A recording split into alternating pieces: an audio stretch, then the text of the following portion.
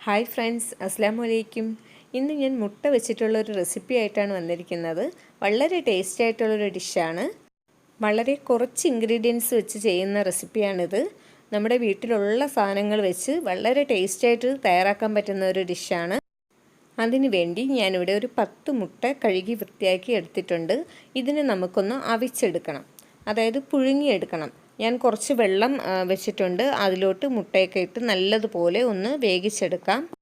മുട്ട വേകുന്ന സമയത്തിന് നമുക്കതിൻ്റെ മസാല തയ്യാറാക്കാം. അതിനു വേണ്ടി ഞാനിവിടെ കുറച്ച് ചെറിയ ഉള്ളി, 2 സവാള, കുറച്ച് പച്ചമുളക്, ഇഞ്ചി. ഈ ഡിഷിൽ വെളുത്തുള്ളി ചേർക്കത്തില്ല. ഇത് ഇത്രയും സാധനങ്ങൾ ചെറുതായിട്ട് ഞാൻ കട്ട് ചെയ്ത് വെച്ചിട്ടുണ്ട്. ഇതിനെ നമുക്കൊന്ന് ചതച്ചെടുക്കണം. നല്ലതുപോലെ അരയാൻ പാടില്ല. ഇതിനെ മിക്സിയുടെ ജാറിൽ വെച്ച് ഒന്ന് ചതച്ചെടുത്താൽ മതിയാകും.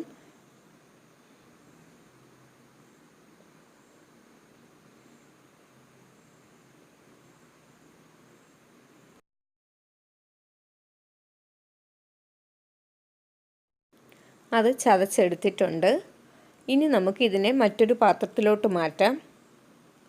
അത് മാറ്റിയിട്ടുണ്ട്. ഇനി ഇതിലേക്ക് ആവശ്യമായ മസാലപ്പൊടികൾ ചേർത്ത് കൊടുക്കാം.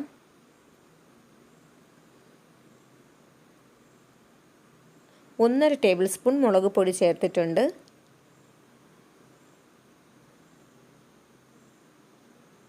1/2 ടേബിൾ സ്പൂൺ പെരുംജീരകപ്പൊടി, വലിയ ജീരകപ്പൊടിയാണ് ചേർത്തിരിക്കുന്നത്. 1/4 ടീസ്പൂൺ മഞ്ഞൾപ്പൊടി.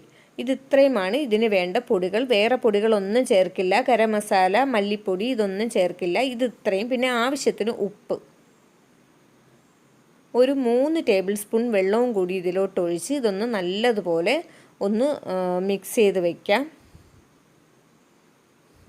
ഇനി മിക്സാക്കി വെച്ചിട്ടുണ്ട്. ഈ അരപ്പ് കുറച്ച് സമയം ഒന്ന് ഉപ്പ് പിടിക്കട്ടെ. ഇതുപോലെ പരുവാക്കിയാണ് വെച്ചിരിക്കുന്നത്. അധികം വെള്ളം ആകരുത്. ഇനി നമുക്ക് മുട്ട ഒന്ന് വേവിച്ചെടുക്കുന്നത് വരെ വെയിറ്റ് ചെയ്യാം. മുട്ട ഏതാണ്ട് വെന്തിട്ടുണ്ട്. ഇനി ഇതിനെ നമുക്ക് ഒന്ന് നല്ലതുപോലെ തണുക്കാൻ വയ്ക്കാം. വേഗം തണുക്കാൻ വേണ്ടി കുറച്ച് തണുത്ത വെള്ളം ഒഴിച്ചു കൊടുക്കുകയാണ്. മുട്ട ഏതാണ്ട് തണുത്തിട്ടുണ്ട്. ഇനി നമുക്കിതിൻ്റെ തൊലിയൊക്കെ ഒന്ന് മാറ്റി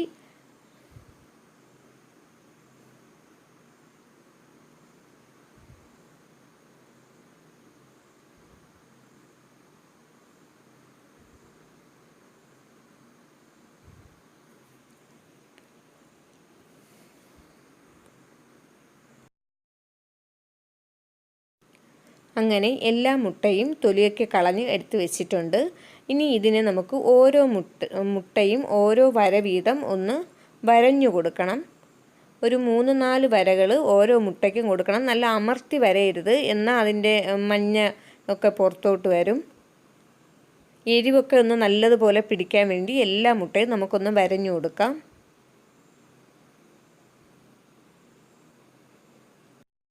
എല്ലാ മുട്ടയും വരഞ്ഞെടുത്തിട്ടുണ്ട്. ഇനി നമുക്ക് ഈ മുട്ടയിലോട്ട് മസാല നല്ലതുപോലെ തേച്ച് പിടിപ്പിക്കാം.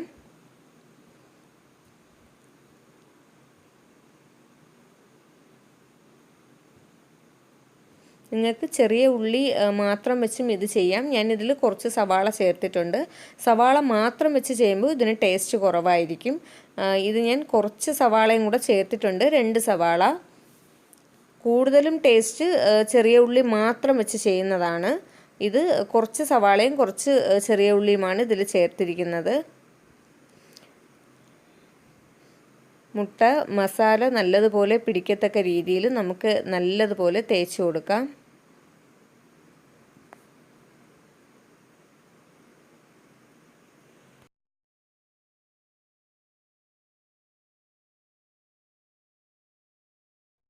എല്ലാ മുട്ടയും നല്ലതുപോലെ മസാല തേച്ച് വെച്ചിട്ടുണ്ട്. ഇനി ഒരു 20-30 മിനിറ്റ് ഇതുപോലെ ഈ മസാല തേച്ച മുട്ട റെസ്റ്റ് ചെയ്യാൻ വെക്കുന്നത് നന്നായിരിക്കും. ഞാൻ 30 മിനിറ്റിന് ശേഷം ഒരു പാൻ അടുപ്പിൽ വെച്ചിട്ടുണ്ട്. അതൊന്ന് ആദ്യം നമുക്ക് ഫ്രൈ ചെയ്തെടുക്കാം. ഇത് ഫ്രൈ ചെയ്തെടുക്കുന്നതിന് കുറച്ച് ശ്രദ്ധിക്കാനുണ്ട്. മുട്ട ആയതുകൊണ്ട് പൊട്ടിത്തെറിക്കാൻ സാധ്യതയുണ്ട്. ആദ്യം നമുക്ക് ഇതിൻ്റെ മസാല മാറ്റി മുട്ട മാത്രം നമുക്ക് ഇതിലോട്ട് ഇട്ട് കൊടുക്കാം. ഞാനൊരു ഫ്രൈ പാനാണ് എടുത്തിരിക്കുന്നത്, നോൺ സ്റ്റിക്കിൻ്റെ.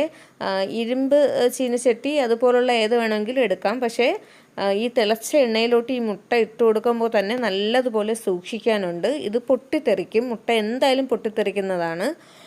ഇതിന് നമുക്ക് എല്ലാ മുട്ട ഇട്ട് കൊടുത്തിട്ട് ഞാനൊരു അടപ്പ് കൊണ്ട് കവർ ചെയ്ത് കൊടുത്താണ് ഇതിനെ ഫ്രൈ ചെയ്തെടുക്കുന്നത്. അരപ്പൊന്നും ഇപ്പോഴിട്ട് കൊടുക്കരുത്. ആദ്യം മുട്ട നല്ലതുപോലെ ഒന്ന് മുരിച്ചെടുക്കണം, തിരിച്ചും മറിച്ചൊക്കെ ഇട്ട്.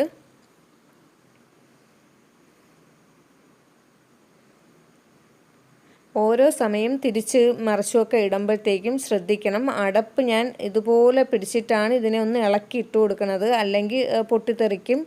അപ്പം ആദ്യമായി ചെയ്യുന്നവരൊക്കെ ഒന്ന് ശ്രദ്ധിച്ച് വേണം ഈ മുട്ട ഒന്ന് ഫ്രൈ ചെയ്തെടുക്കാൻ വേണ്ടി.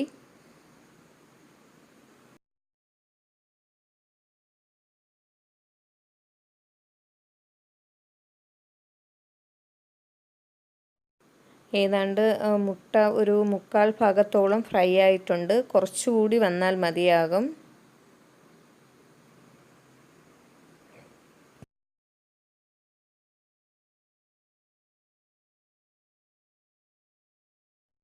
മുട്ട ഏതാണ്ട് ഫ്രൈ ആയിട്ടുണ്ട്. നമുക്കിനി എടുത്ത് മാറ്റാം. ഇത് ഞാൻ എടുത്ത് മാറ്റുന്നത് ഒരു അരിപ്പിലോട്ടാണ്. ഇതിൻ്റെ എണ്ണയൊക്കെ ഒന്ന് മാറി വരാൻ വേണ്ടി ഞാൻ അരിപ്പിലോട്ടാണ് വെക്കുന്നത്. മുട്ടയെല്ലാം ഫ്രൈ ചെയ്ത് മാറ്റിയതിന് ശേഷം ഇനി ഇതിൻ്റെ നമ്മുടെ ആ മസാലയൊക്കെ ഒന്ന് തയ്യാറാക്കി എടുക്കുന്നതും ഒരു രീതിയുണ്ട്. ആ രീതിയിൽ വേണം ചെയ്തെടുക്കാൻ. തീ കൂട്ടാൻ പാടില്ല. ഇനി നമുക്ക് ആ തിളച്ച എണ്ണയിലോട്ട് ഇതിൻ്റെ മസാലയൊക്കെ ചേർത്ത് കൊടുക്കാം.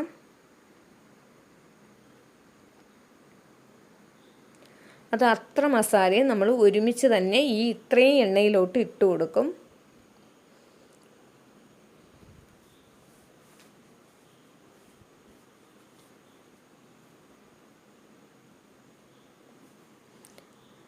ഏതാണ്ട് തീ ഒരു മീഡിയം ഫ്ലെയിമിനേക്കാൾ കുറച്ചുകൂടി കുറച്ച് വയ്ക്കണം. തീരെ കുറയാനും പാടില്ല. അതായത് ഞാനിത് കുറച്ചൊരു വലിയ പാനാണ് വെച്ചിരിക്കുന്നത്, അതുകൊണ്ട് എനിക്ക് കുറച്ച് തീ കൂട്ടി വയ്ക്കണം.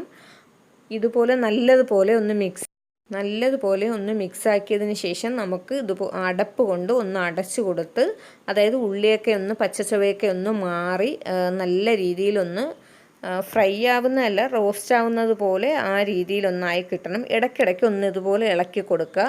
ഫ്ലെയിം ഒരേ രീതിയിൽ തന്നെ ഇരിക്കണം. ഈ എണ്ണയൊക്കെ ഒന്ന് തെളിഞ്ഞ് വരുന്ന ഒരു പരുവാവും. നല്ലതുപോലെ ഉള്ളിയൊക്കെ ഒന്ന് വെന്ത് ഏതാണ്ട് എണ്ണയൊക്കെ കുറേയൊക്കെ ഒന്ന് മാറി ഒന്ന് ഇതായിട്ടുണ്ട്.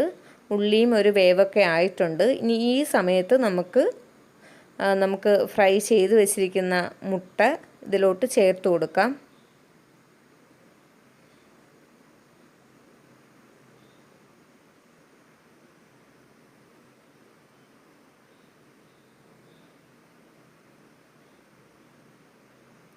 ഇനി ഇത് രണ്ടും കൂടി നല്ലതുപോലെ ഒന്ന് മിക്സ് ചെയ്ത് കുറച്ചുകൂടി ചെറിയ തീയിൽ എല്ലാം കൂടി ഇട്ട് കൊടുക്കുക.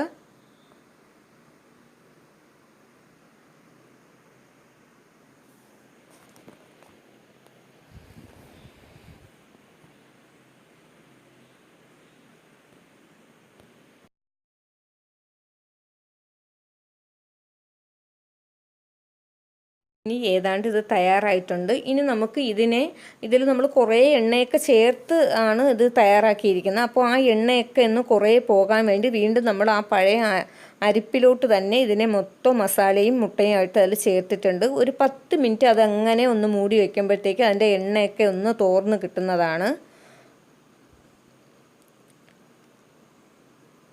എഗ്ഗ് ഫ്രൈ മസാല വളരെ ടേസ്റ്റായിട്ടുള്ളൊരിതാണ്. അപ്പത്തിനോടും ചപ്പാത്തിയോടും കൂടി കഴിക്കാനാണ് ഇത് കൂടുതൽ ടേസ്റ്റ്. എല്ലാവരും ഇത് ട്രൈ ചെയ്ത് നോക്കുക. ഇഷ്ടമാവുകയാണെങ്കിൽ ലൈക്ക് ചെയ്യാനും ഷെയർ ചെയ്യാനും കമൻറ്റ് ചെയ്യാനും മറക്കരുത്. സബ്സ്ക്രൈബ് ചെയ്യാത്തവരാണെങ്കിൽ ഒന്ന് സബ്സ്ക്രൈബ് ചെയ്തേക്കുക. തൊട്ടടുത്തുള്ള ബെല്ലൈക്കനിൽ ഓണാക്കുക. തുടർന്നിടുന്ന വീഡിയോസൊക്കെ നിങ്ങൾക്ക് ലഭിക്കുന്നതാണ്. മറ്റൊരു വീഡിയോയുമായി വീണ്ടും കാണാം.